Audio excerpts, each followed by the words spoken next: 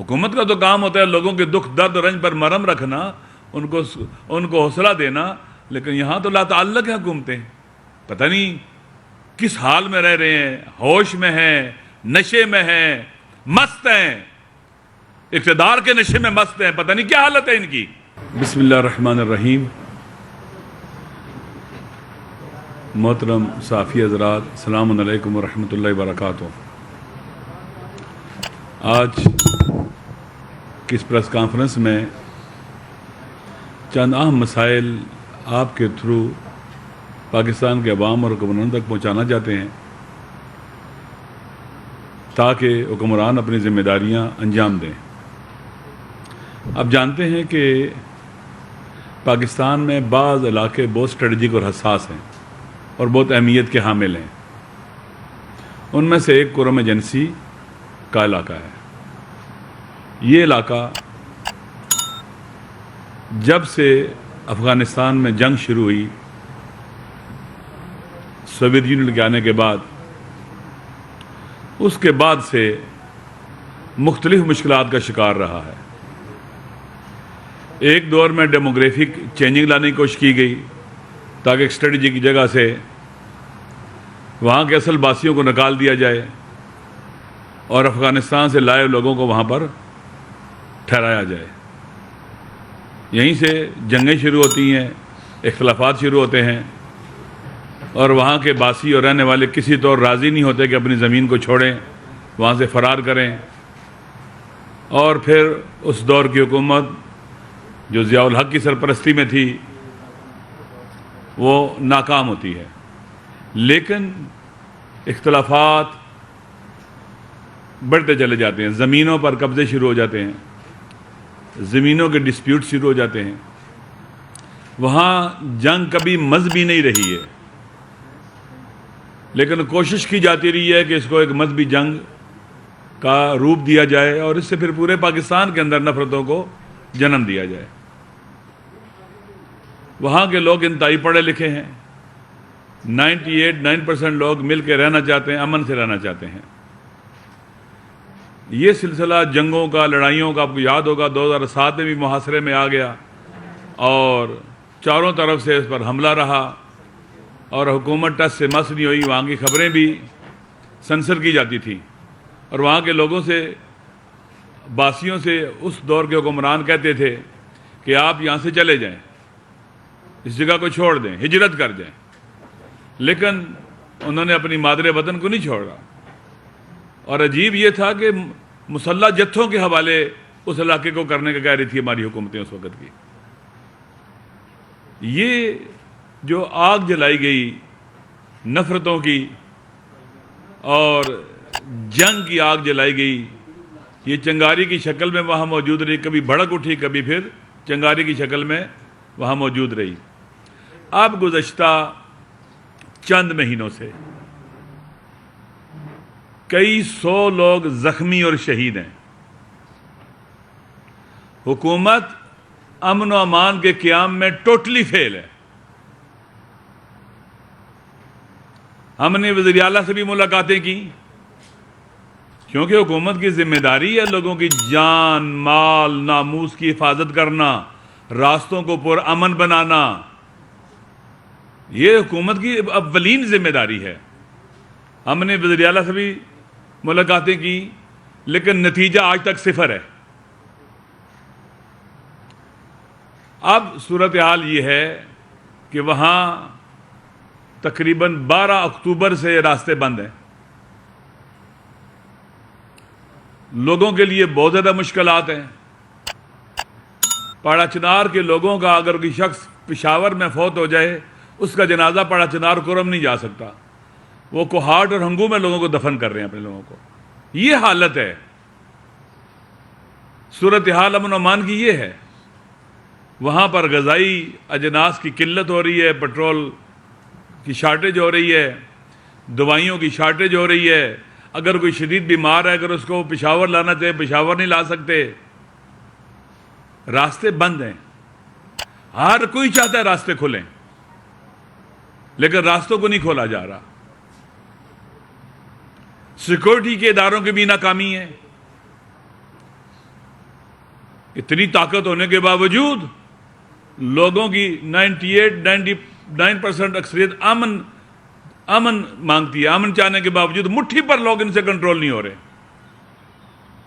کچھ تکفیری ٹولہ ہے, کچھ ٹک ٹاکر ٹولہ ہے جو وہاں پر آگ لگاتا ہے, اور یہ اپنی آنکھیں بند رکھتے ہیں یا گرین سگنل دیتے ہیں. ایک بے گناہ انسانوں کا قتل تمام انسانوں کا قتل ہے. قرآن یہی کہتا ہے. اپنی ذمہ داریوں سے بالکل فرار ہے اس وقت. ہمارا سخت گلہ ہے اور غصہ بھی ہے صوبائی حکومت کے اوپر بھی. اگر آپ یہ کام نہیں کر سکتے, امن و امان نہیں دے سکتے, راستے نہیں کھول سکتے, جرگوں پر جرگوں کے اجلاس ہوتے ہیں, کوئی نتیجہ نہیں نکلتا, تو آپ اعلان کریں کہ اس ناکامی کی وجوہات کیا ہیں, کون لوگ ہیں جو یہ نہیں ہونے دینا چاہتے. مطالبہ ہے کہ وہاں پر کوئی عقل مند, سمجھدار, اچھے قسم کے آپ انتظامیہ اور مینجمنٹ کے لوگ لگائیں, نہیں لے کے آتے. کوئی چینج لانے کو تیار نہیں ہے.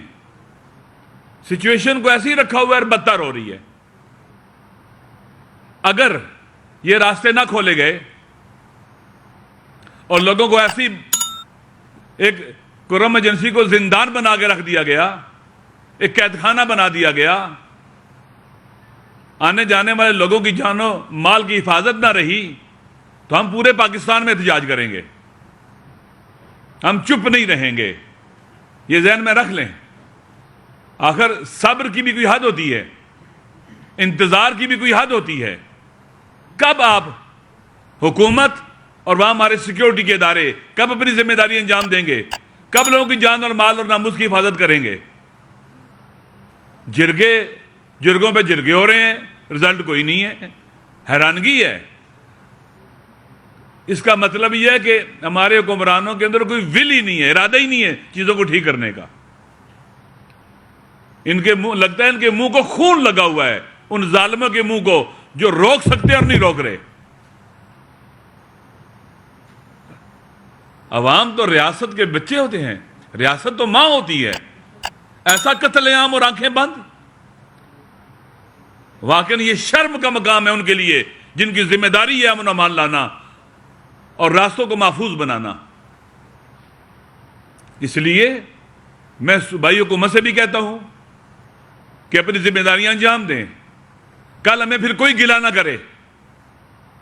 اور میں سیکیورٹی کے اداروں سے جن کی ذمہ داری ہے وہاں سیکیورٹی کو, بارڈر ایریا بھی ہے, انشور کرنا, لوگوں کی جان و مال کی حفاظت کرنا, ان سے بھی کہتا ہوں کہ ان راستوں کو کھولیں. مجھے جو بتلایا گیا ہے, عوام چاہتے ہیں کہ راستے کھل جائیں. کون تنگ رہنا چاہتے ہیں؟ سب کے لیے مسائل ہیں.